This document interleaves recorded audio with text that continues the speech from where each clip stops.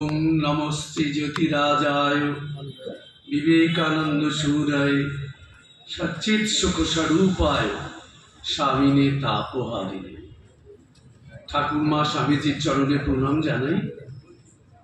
जानाई मंचे उपविष्ट पूजनीय स्वामी त्यागरूपानंद जी महाराज के प्रणाम जानाई। যে সকল সন্ন্যাসী ব্রহ্মচারী মহারাজরা রয়েছেন তাদেরকে, আর উপস্থিত যারা বয়োজ্যেষ্ঠ তাদেরকে নমস্কার, এবং সামনে উপবিষ্ট যারা ছাত্ররা রয়েছে তাদের আন্তরিক শুভেচ্ছা ও ভালোবাসা, এবং যোগ্যজনের প্রতি রইল যোগ্য সম্ভাষণ। এই ক্লাসটা গত 2 বছর ধরে ভ্যালু এডুকেশন ক্লাস প্রথমে স্কুল ক্যাম্পাসে চলছিল। গত বছর থেকে আমাদের মঠে অনুষ্ঠিত হয়, প্রায় 1 ঘন্টা 10 মিনিট ক্লাস চলে। এখানে ছাত্ররা আসলে এই রকম ক্লাসে অভ্যস্ত। ছাত্ররা কিন্তু প্রথম থেকেই, শিশু সদন থেকেই তারা এই আস্বাদনটা পেয়েছে। কিভাবে পেয়েছে? আমাদের যে ইন্ডিয়ান কালচার যে বই পাঠ্য রয়েছে ক্লাস রুটিনে, সেখান থেকেই কিন্তু অল্প অল্প করে তারা কিন্তু অজান্তেই এই মূল্যবোধের শিক্ষা তারা কিন্তু আহরণ করেছে। আসলে এটা শুধু স্কুলে নয়, আমাদের ভারতবর্ষের পরম্পরাতেই রয়েছে সেটা। আমাদের ছাত্রদের যে সন্তানেরা রয়েছে তাদের বাড়ি থেকেই কিন্তু এই মূল্যবোধ কিন্তু তাদের গড়ে ওঠে। একটা শিশু যখন ছোটবেলা থেকে মা বাবা, বিশেষ করে মাকে দেখতে পায়, তার আচরণবিধি, সেখান থেকেই কিন্তু তার মূল্যবোধটা তৈরি হয়। সচেতনভাবে আমাদের মায়েরা যদি তার সন্তানকে সৎ প্রবৃত্তিগুলো দেখাতে পারেন, নিশ্চয়ই পারেন, নাহলে এই সন্তানরা একটু আগে যা বলল তাদের অনুভূতির থেকেই বলা। কি করে বলছে? ক্লাসে কতটুকু সময় থাকে? বেশিরভাগ সময় তো বাড়িতেই থাকে। আপনি আচরি ধর্ম পরকে শেখায়।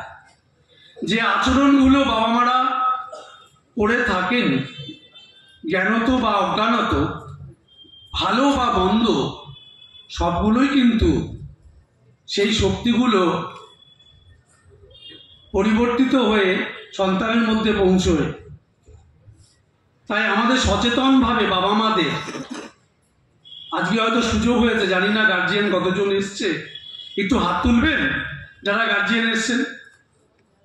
তাদের উদ্দেশ্যে বলছি যে সচেতনভাবে আমরা আমাদের বাড়ি থেকেই সন্তানকে সম্পদ হিসেবে তৈরি করব না বোঝা হিসেবে তৈরি করব। যদি সন্তান যদি সঠিক পথে পরিচালিত হয় তাহলে সম্পদ তৈরি হবে, আর যদি সেটা না হয় তাহলে কি হবে? তাহলে সেই সন্তান কি হবে? সম্পদ না হয়ে বোঝা হয়ে যাবে। আজকে কিন্তু সেটাই হতে চলেছে।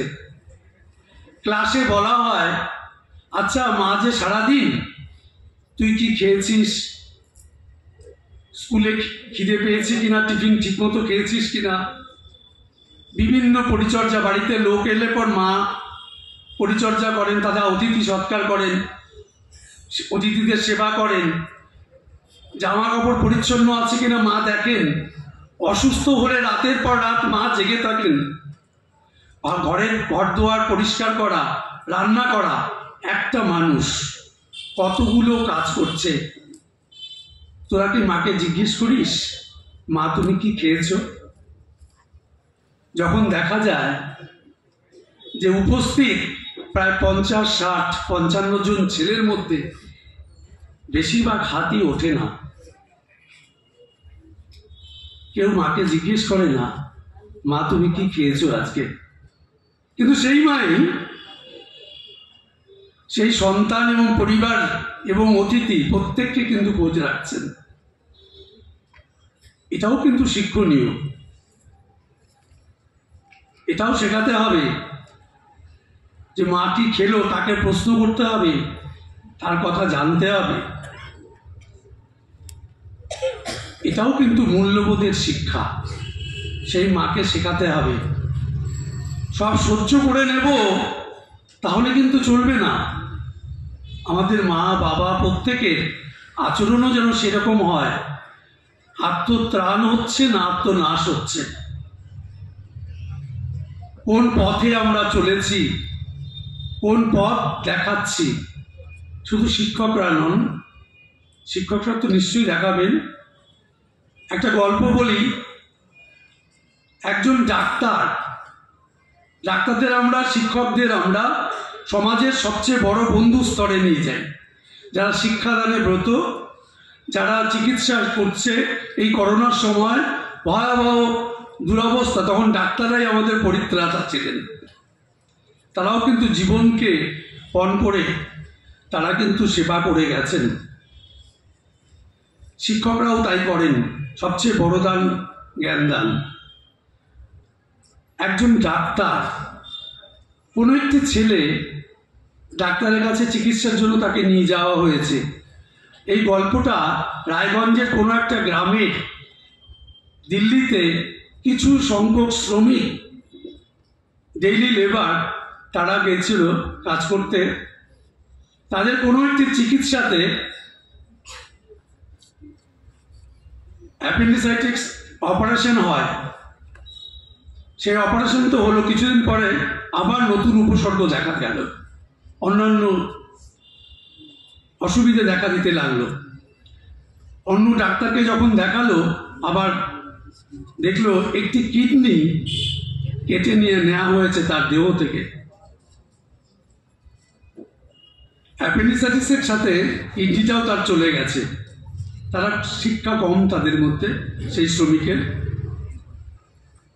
তাহলে ঘটনাটা কি হলো?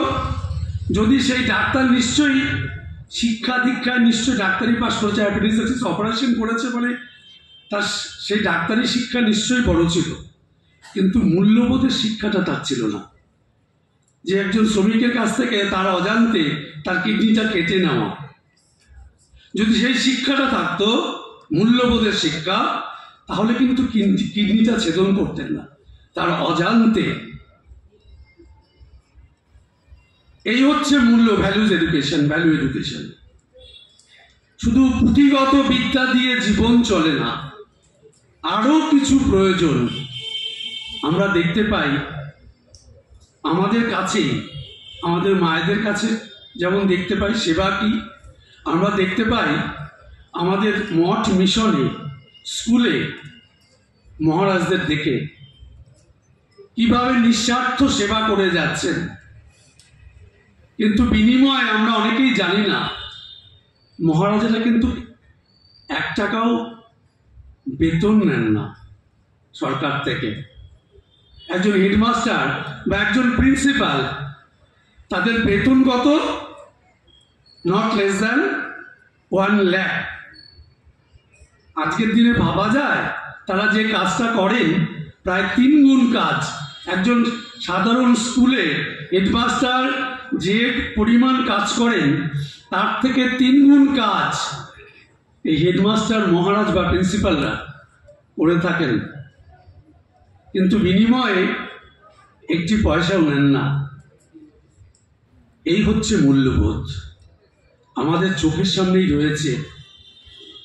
স্বামীজি বলছেন, religion is an idea which is raising a brute unto a man and man unto a God. ধর্ম হলো এমন একটি ভাব যা পশুকে মনুষ্যত্বে এবং মানুষকে দেবত্বে উন্নীত করে। মানুষ, ঠাকুরও বলেছেন, মান হুস, the purpose of life is life of purpose. জীবনের উদ্দেশ্য হলো একটি উদ্দেশ্যপূর্ণ জীবন যাপন করা, এবং এর উদ্দেশ্য নিশ্চয়ই মহত্তর হওয়া উচিত। এই উদ্দেশ্য যত মহৎ হবে তত তার মূল্য বেশি হবে, আর উদ্দেশ্য যত সংকীর্ণ হবে তত এর মূল্যও কম হবে। সবাইকে আন্তরিক শুভেচ্ছা, প্রণাম। ঠাকুরমা স্বামীজির কাছে প্রার্থনা করি সবার মঙ্গল হোক, ছাত্ররা দেশের, পরিবারের, নিজের সম্পদ হোক, বোঝা যেন না হয়ে যায়। প্রণাম।